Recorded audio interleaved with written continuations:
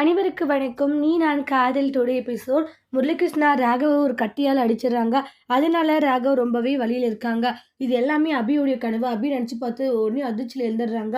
ராகவர் இருந்துட்டு அபி என்னாச்சு அப்படின்றாங்க. ஒரு கெட்ட கனவு ராக்கி பாஸ், நீங்கள் நல்லா இருக்கீங்களா அப்படின்னு சொல்லிட்டு அழுக ஆரம்பிக்கிறாங்க. அபி எனக்கு ஒன்றும் இல்லை அபி, எதுக்காக இப்படி அழுகுறீங்க, இங்கே பாருங்க அழாதீங்க, எனக்கு ஒன்றும் இல்லை அப்படின்ட்டு எல்லாம் சொல்லி சமாதானப்படுத்திட்டு இருக்காங்க.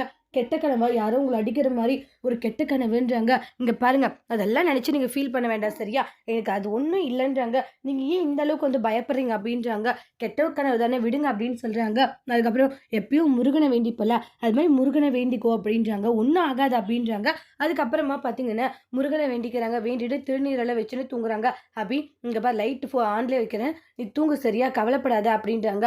அபியும் பார்த்தீங்கன்னா தூங்குறாங்க. இருந்தாலுமே வந்து என்ன இது ஒரு கெட்ட கனவு அப்படின்ற மாதிரி தான் அபிக்கு ஒரு கவலை இருந்துக்கிட்டே இருக்கு. ராகவ் சமாதானம் பண்ணி அபியை தூங்க வச்சிடறாங்க. அதுக்கப்புறமா பார்த்தீங்கன்னா அடுத்த நாள் வந்து அவங்களுக்கு ஒரு டெலிவரி வந்திருக்கும். அதனால ஒரு வீட்டுக்கு போகிறாங்க. அந்த இடத்துல வந்து அவங்க ஏற்கனவே மேரேஜ் பண்ணிக்க இருந்த அந்த தினேஷ் கிட்ட போகிறாங்க. உடனே வாங்க அபி என்ன திடீர்னுங்கன்றாங்க. இல்லை ஒரு ஆர்டர் வந்துச்சு, சரி அதனால தான் பண்ணி முடிச்சுட்டு போகலான்னு வந்தேன்றாங்க. அப்படியா, சரி சரி ஓகே அப்படின்னு சொல்லிட்டு அவங்க பேசிக்கிட்டு இருப்பாங்க. அப்புறம் திடீர்னு பார்த்தா ஒரு கத்துற சவுண்டு கேட்கும். என்னாச்சு, இல்லை யாரோ அழுகிற மாதிரி இருக்கேன்னு அப்படின்னு சொல்கிறாங்க. அப்புறம் சரி மேலே போயிட்டு பார்க்கலான்னு சொல்லிட்டு அவங்க 2 பேருமே மேலே போய் பார்க்குறாங்க. அங்கே போய் பார்த்தா யாரும் இல்லை. அப்புறம் வெளியே லாக் பண்ணிவிடுவாங்க. அபி ஷாக் ஆகுறாங்க. யார் எங்களை லாக் பண்ணது அப்படின்றாங்க. என்ன ஆச்சுன்றாங்க. எனக்கு ஒன்றும் தெரியலேன்னு சொல்லிட்டு 2 பேருமே திருன்னு முழிச்சிட்டு இருப்பாங்க. அப்புறமா கொஞ்ச நேரம் கழிச்சு டோர் ஓப்பன் ஆகுது. ஷாக் ஆகுறாங்க. பார்த்தா போலீஸ் எல்லாம் வந்திருப்பாங்க. போலீஸை பார்த்ததுமே ஷாக் ஆகுறாங்க. அது பார்த்தீங்கன்னா தப்பான ஒரு ரூமு, அதில் நிறைய பேர் இருக்காங்க. அவங்க எல்லாருமே அரெஸ்ட் பண்ணி கூட்டிகிட்டு போகிறாங்க. உடனே வந்து இந்த இடத்துல அபியும் தினேஷுமே கூட்டிகிட்டு போகிறாங்க. நாங்கள் எந்த தப்பு பண்ணலன்னு எவ்வளோ சொன்னாலுமே தப்பு பண்ணுற எல்லாருமே தப்பு பண்ணலன்னு தான் சொல்லுவாங்க. ஃபஸ்ட்டு ஸ்டேஷனுக்கு நடுங்கன்றாங்க. சார் நாங்கள் அந்த மாதிரி இல்லைன்னு எவ்வளோ சொன்னாலுமே இங்கே பாருங்கள், இது தப்பான ஒரு வீடு தெரியுமா, தப்பாக இருக்கிறவங்க மட்டும்தான் இங்கே வருவாங்க. அப்போ நீங்கள் எந்த தப்பு பண்ணலன்னு சொல்கிறீங்களா? ஆமாம் சார், அபி எவ்வளோ சொன்னாலே அதெல்லாம் நம்ப முடியாது, ஸ்டேஷன் நடுங்கன்றாங்க.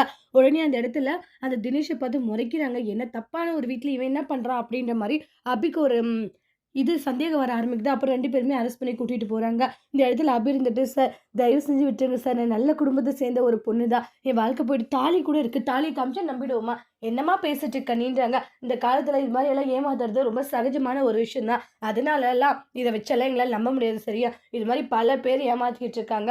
அதனால ஃபஸ்ட்டு ஸ்டேஷன் நடுமான்றாங்க. அபி ரொம்ப கவலைப்படுறாங்க. சார் இப்படி எல்லாம் பண்ணேன், வீட்டில் இருக்கவங்க என்ன நினைப்பாங்க, அது தப்பு பண்ணுறதுக்கு முன்னாடி யோசிச்சிருக்கணும் சார், நான் இந்த தப்பு பண்ணேன், ஸ்டேஷன் நடுமான்ட்டு அரெஸ்ட் பண்ணி கூட்டிகிட்டு போயிடுறாங்க. அதோட இந்த எபிசோட் முடிச்சிருக்காங்க. இனி வரக்கூடிய எபிசோட்ல இந்த மாதிரி ஒரு டோஸ்ட் வரப்போகுதுன்ட்டு வெயிட் பண்ணி பார்க்கலாம். தேங்க்யூ.